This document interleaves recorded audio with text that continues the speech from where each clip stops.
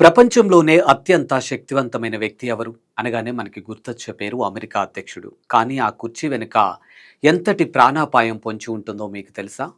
America చరిత్రలో ఇప్పటి వరకు నలుగురు అధ్యక్షులు దారుణంగా హత్యకు గురయ్యారు. మరికొందరు మృత్యు అంచుదాకా వెళ్లి త్రుటిలో తప్పించుకున్నారు. అసలు ఈ దాడులు ఎలా జరిగాయి? ఆ భయంకరమైన క్షణాల్లో ఏం జరిగింది?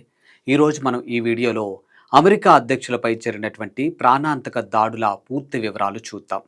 రీసెంట్గా ఏప్రిల్ 25న ప్రస్తుత అమెరికా అధ్యక్షుడు ట్రంప్ ఉన్నటువంటి హోటల్ వద్ద కాల్పులు జరిగాయి. ఆయనకు ఎలాంటి ప్రమాదం జరగలేదు. జూలై 2024లో ఎన్నికల ప్రచారం సమయంలో పెన్సిల్వేనియా ర్యాలీలో ట్రంప్ చెవిని చీల్చుకుంటూ తూటా వెళ్ళింది. త్రుటిలో ప్రాణాపాయం తప్పింది.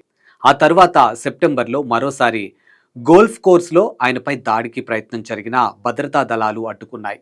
గత అమెరికా అధ్యక్షుల మధ్య జరిగినటువంటి దాడుల్ని చూస్తే 1981లో రొనాల్డ్ రీగన్పై దాడి జరిగింది.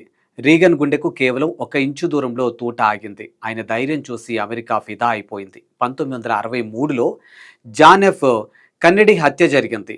ఓపెన్ టాప్ కారులో వెళ్తున్నటువంటి కన్నెడీని లీ హార్వే ఆస్వాల్డ్ కాల్చి చంపాడు. ఈ హత్య వెనుక ఎవరున్నారు, అది కుట్రనా అన్నది నేటికి ఒక రహస్యమే. ఇక ప్రపంచవ్యాప్తంగా అత్యంత చర్చనీయాంశమైన హత్య ఇదే. 1912లో థియోడోర్ రూజ్వెల్ట్ గుండెపైకి తూటా దూసుకొచ్చింది. కానీ ఆయన జేబులో ఉన్నటువంటి స్పీచ్ కాగితాలు, కళ్లద్దాల కేసు ఆ తూటా వేగాన్ని తగ్గించాయి.